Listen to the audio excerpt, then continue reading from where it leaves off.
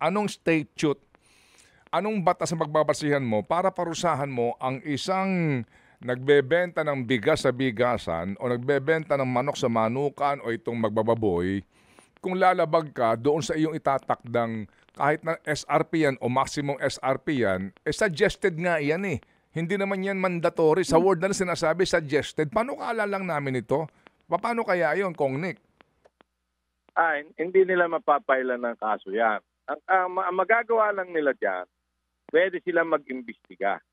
Sino ba ang nagpapatubo ng malaki at bakit hindi makasunod sa suggested retail price ang mga retailer? Okay. Mag-iimbestiga lang sila. Ibig sabihin, babalikan nila yung kinukuhanan. Kung ako yung retailer, tinanong mo, ay bakit sobra-sobra yung retail price? Sobra sa maximum suggested retail price. Ay di sasabihin ko, abay, yan ho ang kuha ko eh. Ganito kuha ko rin sa traders.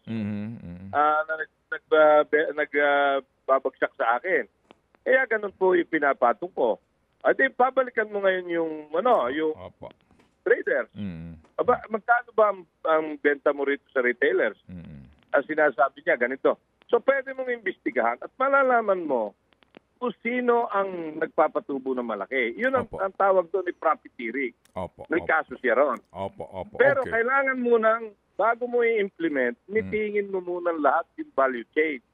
Yung importer, wholesaler, dealer, retailer. Pag na-meeting mo, alam mo na ang dapat na presyo ng importer ng bigas, alam mo ang per kilo ng wholesaler at dealer, at alam mo ang dapat na retail price, maximum retail, suggested retail price na sinasabi nila. Yun, pwede yun. Para malaman kung sino nagsasamantala.